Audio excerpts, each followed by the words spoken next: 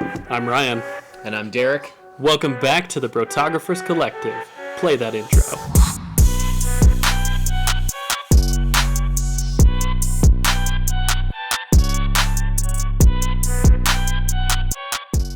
Alright, last week with our challenge, the medium was a photo, and the objective was to create a pint-sized version of yourself and place it amongst everyday objects to create the illusion that you are smaller than you actually are. I was totally making fun of you the whole time, I'm sorry. We had a lot of submissions. So many. So to start things off, we're going to go over to Derek and talk about his submission. We're going to see how he did it, why he chose it, and actually how long it took him to accomplish this. When we came up with this challenge, I instantly thought, how cool would it be to have an army of yourself just doing tasks for you all the time. The original idea was to go crazy and to have like 100 different versions of myself just doing things around my house. That's way too much to do. But being that it was a snack-sized challenge, I figured, let's make a snack. So I knew that I wanted to be interacting with some of the objects to sell the illusion that I was actually in there, in that environment. So the first thing that I had to do was set up the actual main shot of the toaster and all the bread. So I had to toast some bread real quick, and then I actually hung it from my counter with some fishing string to get it to look like it's floating and to cast a real shadow on the back. So I was wondering how you did that. And then the jelly is actually held up by fishing string as well. And then the knife, that was interesting. Actually had a bunch of clamps set up in one of the shots, and I'll show it, so that I could get half the knife on the right angle.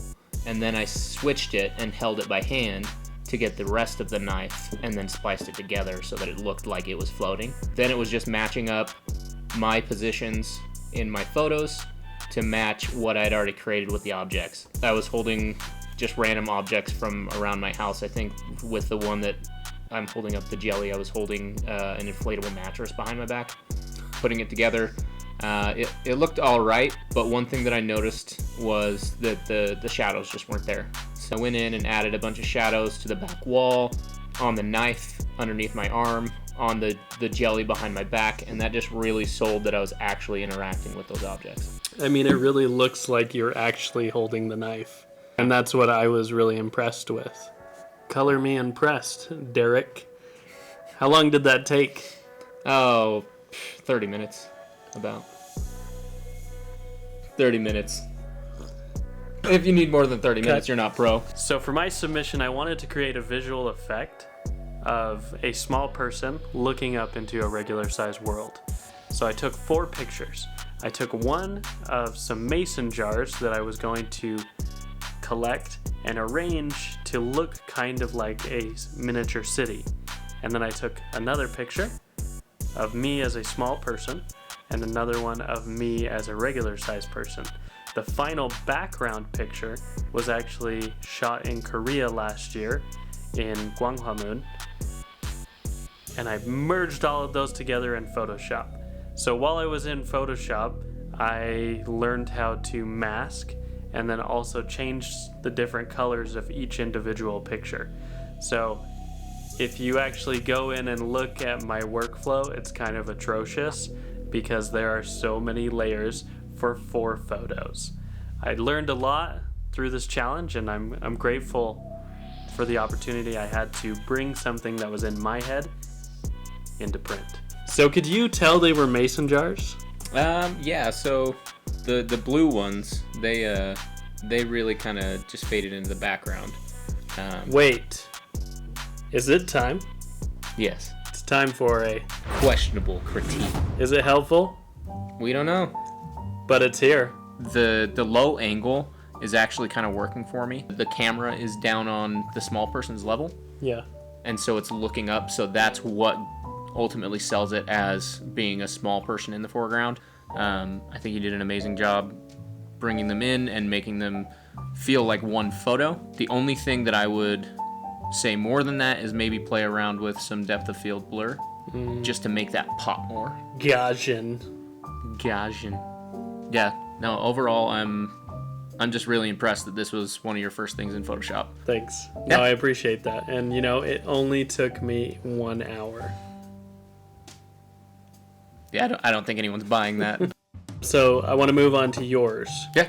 I'm going to tear it apart. I want all the shade. No, honestly, there's not a lot I have to critique. It really showed me what you could do if you really focus on it and if you learn how to use the tools in Photoshop.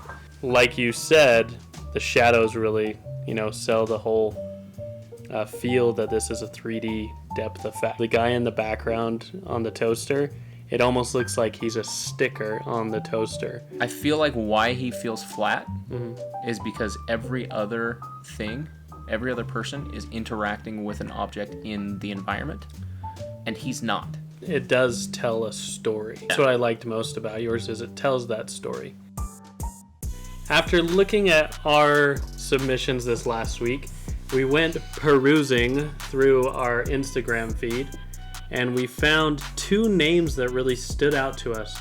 It's like they were screaming at me. It's like they were screaming out to us that, they wanted to participate in this challenge, and we think they have a lot to bring to the table. This table, maybe. Come to the table. Come to the table. But the names of those 2 individuals are My Pants Are Tighter. That's his Instagram handle. I doubt it. And also Corey Peel Photography. So we would like to showcase their submissions on this next challenge. That was a hint for the next challenge, but we will not be revealing the challenge until Thursday. So stay tuned. We'll be here. We'll be ready. And until next time, I'm Ryan. And I'm Derek. And the challenge will begin Thursday.